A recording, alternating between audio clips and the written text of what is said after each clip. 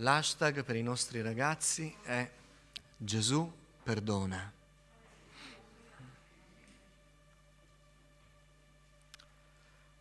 Leggo questa parabola, il fariseo e il pubblicano. Il pubblicano, per chi non è familiare con le scritture, erano gli esattori delle tasse. Equitalia, diciamo, per capirci. Equibelgio, forse, non so se c'è qui. Disse ancora questa parabola per certuni che erano persuasi di essere giusti e disprezzavano gli altri. 2 uomini salirono al tempio per pregare. Uno era fariseo e l'altro pubblicano. Il fariseo, stando in piedi, pregava così dentro di sé: «O Dio, ti ringrazio che io non sono come gli altri uomini, ladri, ingiusti, adulteri, neppure come questo pubblicano. Io digiuno 2 volte la settimana, pago la 10ª su tutto quello che possiedo». Ma il pubblicano se ne stava a distanza e non osava neppure alzare gli occhi al cielo, ma si batteva il petto dicendo: «O Dio, abbi pietà di me, peccatore». Io vi dico che questo tornò a casa sua giustificato, piuttosto che quello, il fariseo. Perché chiunque si innalza sarà abbassato, ma chi si abbassa sarà innalzato. Signore, parla al nostro cuore del fatto che tu sei attento a come siamo dentro, Signore, e sei pronto a rispondere alla supplica per la salvezza. Signore, abbi pietà di me, riempimi di Spirito Santo, purifica il mio cuore, le mie labbra, apri la mia mente, perché io possa condividere la tua parola e non la parola di un uomo. Te lo chiedo nel nome di Gesù. Amen. Accomodatevi.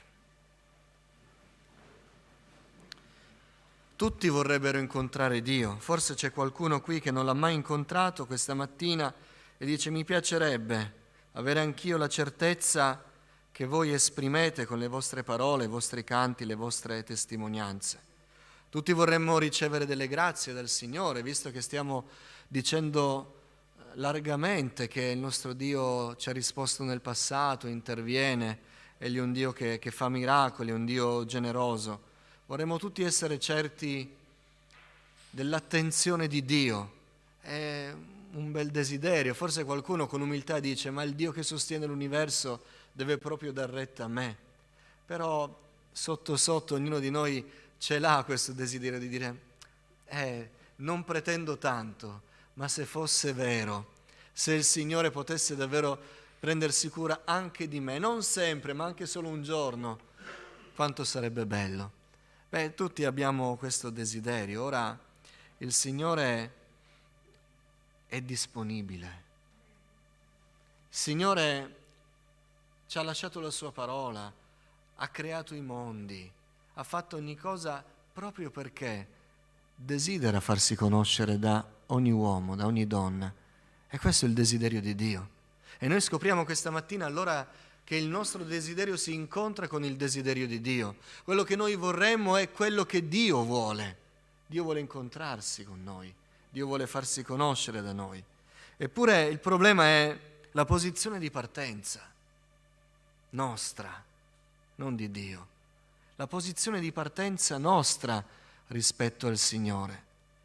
Perché se partiamo male, se non abbiamo una buona posizione davanti a Lui, questo ci impedirà di incontrare il Signore.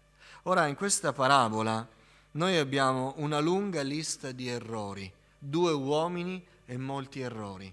Questo per dire che non c'è nessun uomo che non commette errori. Ognuno di noi commette errori. Li commise il fariseo, li commise l'esattore delle tasse, li commetto io. E visto che sono un veggente, vi dico che li commettete anche voi. Lo so. Invece come fai a saperlo? Perché li commettiamo tutti. Quindi non so niente di voi tranne una cosa, che siamo tutti dei peccatori, dei collezionisti di fallimenti, di cadute, di incoerenze, di errori, di iniquità, di trasgressioni, di infedeltà. Siamo dei gran collezionisti purtroppo e pur non volendo ci ritroviamo ogni giorno, alla fine di ogni giorno, a scoprirci deboli, mancanti, fallimentari. Ecco perché so che anche voi fate questa triste collezione come la faccio io. Il fariseo, i suoi errori. Veniva a Dio con un bagaglio di meriti da presentare come raccomandazione a Dio. Errore. Andava a Dio dicendo: io faccio questo, io faccio quello, io digiuno, io prego, sono una persona religiosa, sono una persona che fa il bene, sono una persona irreprensibile. Errore.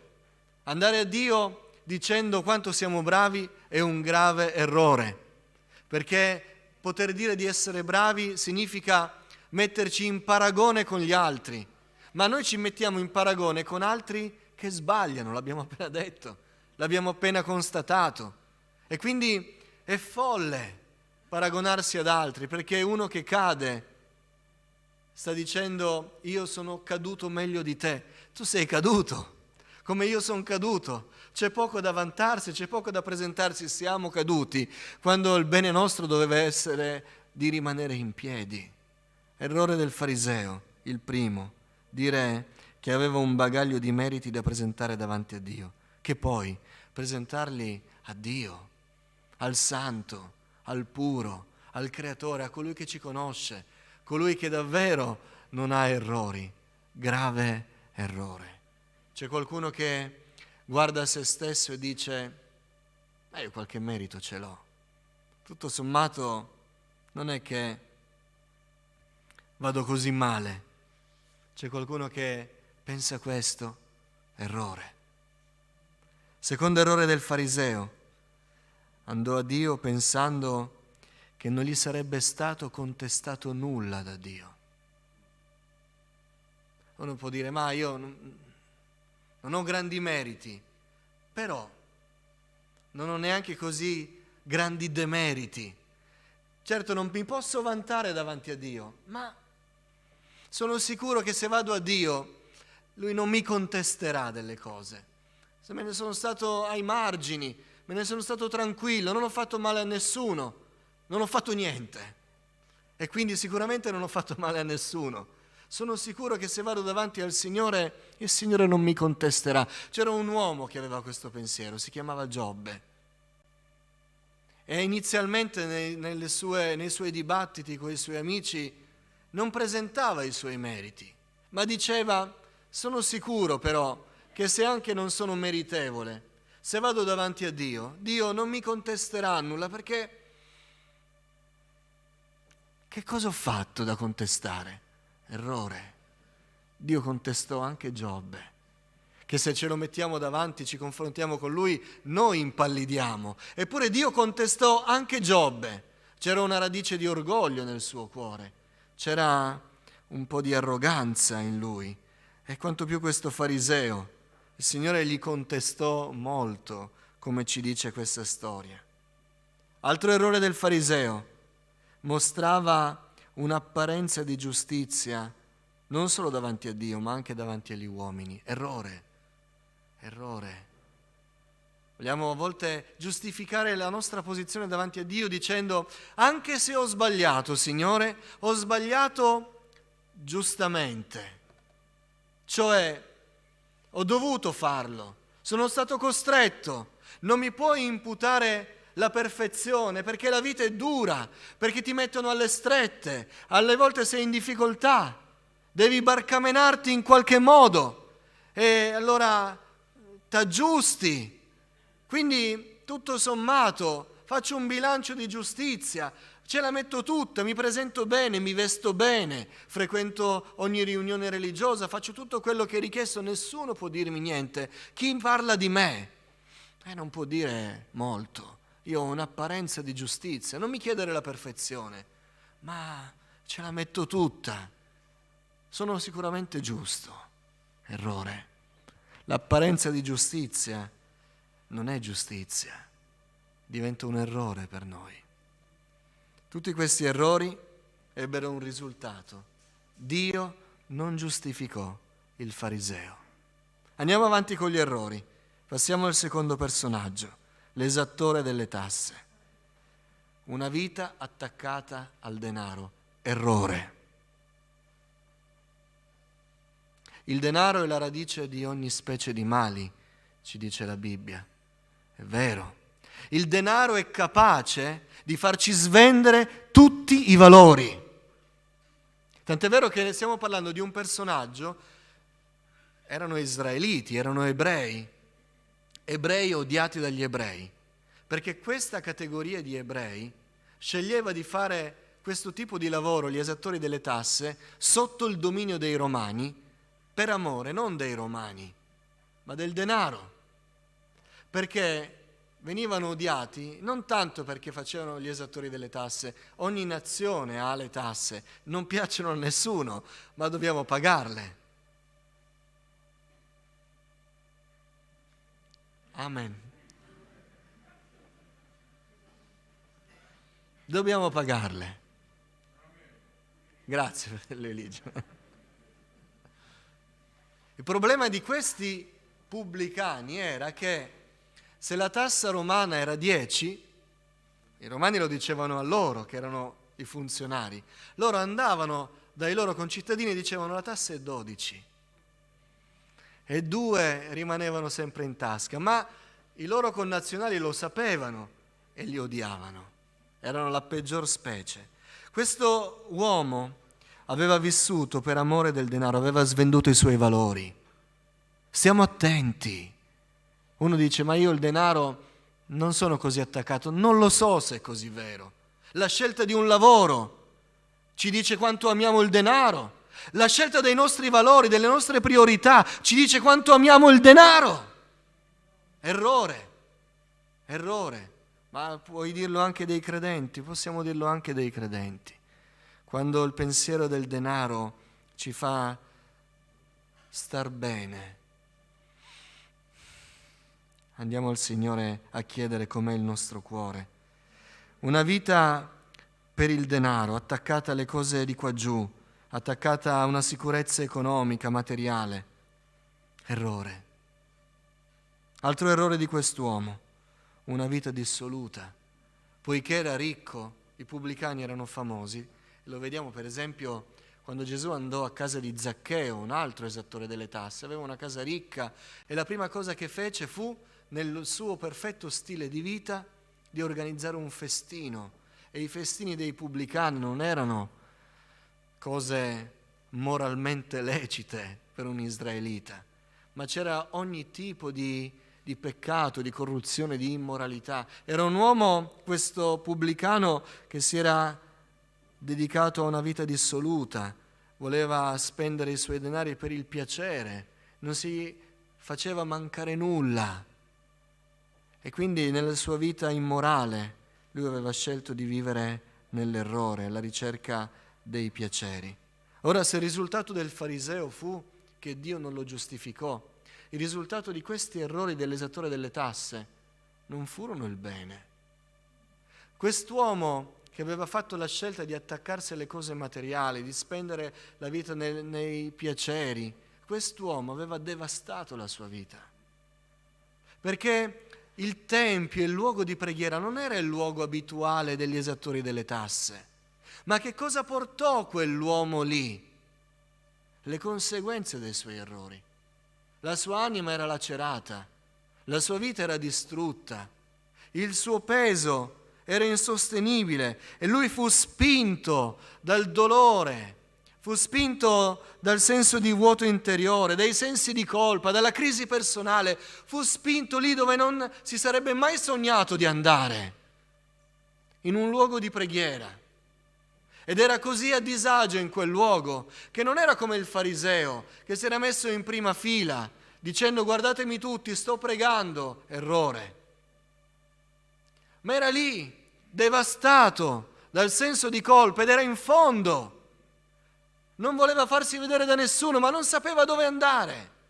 Conseguenza dei suoi errori. Ora, se c'è qualcuno che si è visto insieme al pubblicano, negli errori del pubblicano, non arrivi al punto di avere crisi personali, di vedersi il cuore così indurito che poi va in frantumi per scelte che tu sai Dio non approva.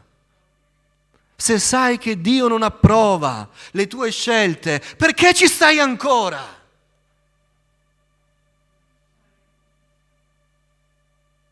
Non c'è tempo da perdere.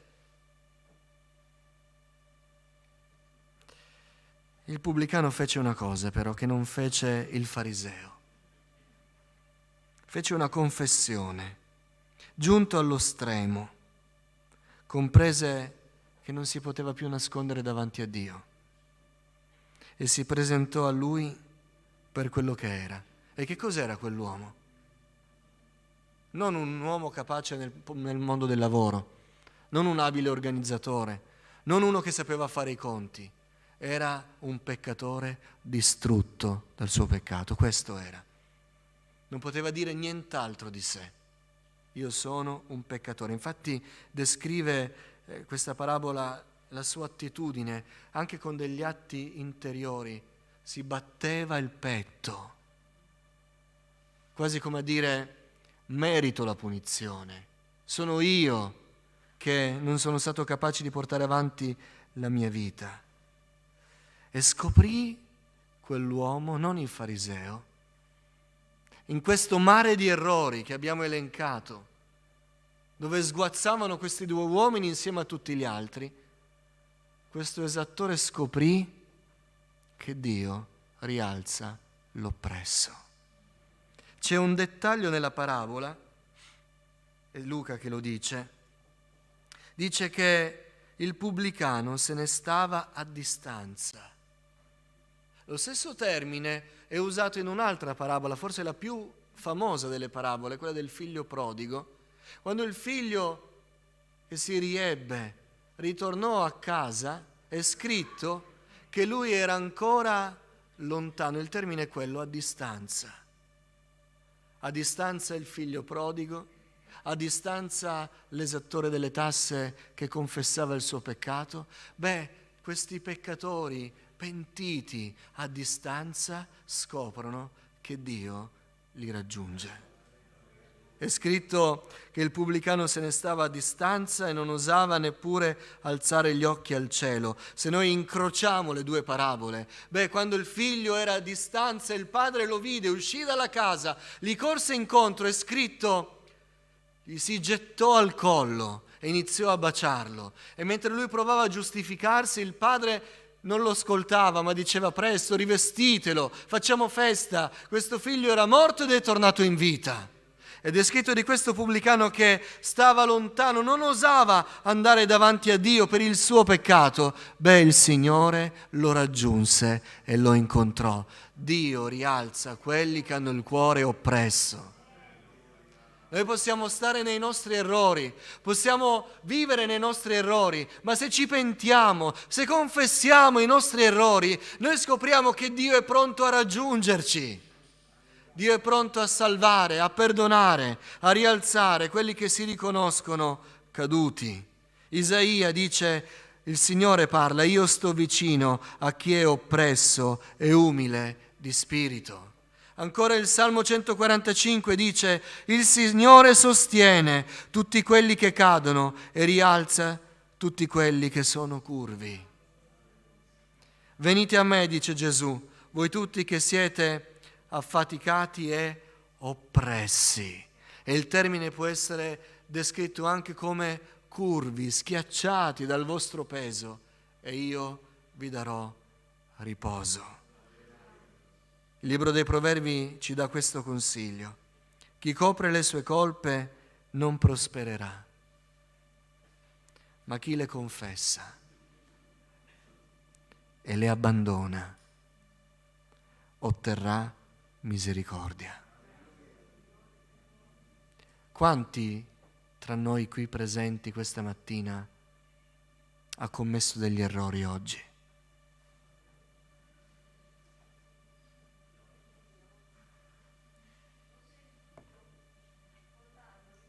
Quanti hanno commesso degli errori oggi? Hanno commesso degli errori. La sorella non aveva sentito, ma ha confessato. Non importa se abbiamo commesso degli errori. Importa se confessiamo i nostri peccati a Dio. Se ci stiamo bene nei nostri errori, non lo incontreremo il Signore. Nessuno pensi che sono cinico nel dirlo. Dio vuole incontrarsi con noi, ma Egli è santo. Non può incontrare il peccato. Ma Egli ha provveduto il mezzo perché noi ci scarichiamo del peccato per poterlo poi incontrare.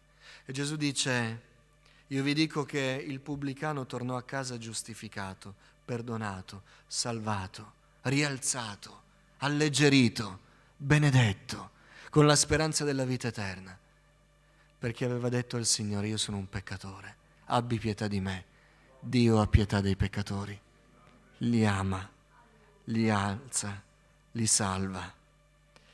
Se noi che abbiamo alzato la mano confessiamo il nostro peccato a Dio, oggi il Signore ci incontrerà, ci salverà, perdonerà i nostri peccati e noi saremo uomini e donne nuovi. Ci alziamo in piedi.